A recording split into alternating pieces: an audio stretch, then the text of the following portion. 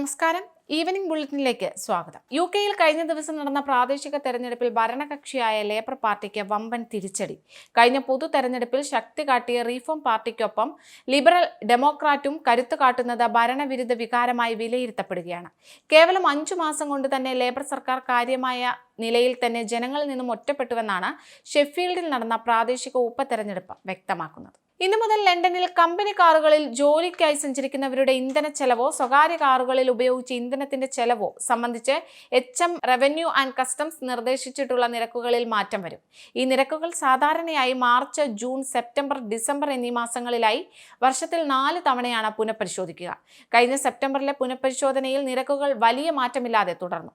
ചില പ്രത്യേക എഞ്ചിനുകളുള്ള കാറുകളുടെ നിരക്കിൽ മാത്രമാണ് മാറ്റമുണ്ടായത്. ഡോളറിനെതിരെ നീങ്ങിയാൽ ബ്രിക്സ് രാജ്യങ്ങൾക്ക് 100% നികുതി ചുമത്തുമെന്ന ഭീഷണിയുമായി ട്രംപ്. പുതിയ കറൻസി സൃഷ്ടിക്കുകയോ മറ്റ് കറൻസികളെ ബ്രിക്സ് രാജ്യങ്ങൾ പിന്തുണയ്ക്കുകയോ ചെയ്യരുതെന്നും ട്രംപ് ആവശ്യപ്പെട്ടു. ഇന്ത്യൻ വംശജൻ കാഷ് പട്ടേൽ അമേരിക്കൻ കുറ്റാന്വേഷണ ഏജൻസിയായ ഫെഡറേഷൻ ബ്യൂറോ ഓഫ് ഇൻവെസ്റ്റിഗേഷന്റെ പുതിയ ഡയറക്ടറായി നിയമിച്ചു.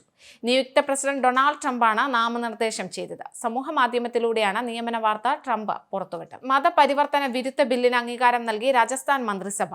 നിർബന്ധിത മതപരിവർത്തനം തടയുന്നത് ലക്ഷ്യമിട്ടാണ് പുതിയ ബിൽ പാസാക്കിയത്. നോയിഡയിൽ കുറഞ്ഞ ചെലവിൽ ടൂർ പാക്കേജുകൾ വാഗ്ദാനം ചെയ്ത് തട്ടിപ്പ് നടത്തിയ വ്യാജ ട്രാവൽ കമ്പനി നടത്തിപ്പുകാർ പിടിയിൽ. ആളുകളെ കബളിപ്പിച്ച് ലക്ഷക്കണക്കിന് രൂപ തട്ടിയ സംഭവത്തിൽ 32 പേരെയാണ് അറസ്റ്റ് ചെയ്തത്. ഇവരിൽ 17 പേർ സ്ത്രീകളാണ്. ഫിഞ്ചാൽ ചുഴലിക്കാറ്റ് കരതൊട്ട പുതുച്ചേരിയിലും സമീപ ജില്ലയായ തമിഴ്നാട്ടിലെ വിഴുപ്പുറത്തും കനത്ത മഴയും വെള്ളപ്പൊക്കവും. 2ഇടത്തും നിരവധി വീടുകളിലും ഫ്ളാറ്റുകളിലും വെള്ളം കയറി. ചൂരൽമല മുണ്ടക്കൈ പുനരധിവാസ വിഷയത്തിൽ കേരളത്തോട് കേന്ദ്രം ശത്രുതാ മനോഭാവം കാട്ടരുതെന്ന് റവന്യൂ മന്ത്രി കെ രാജൻ.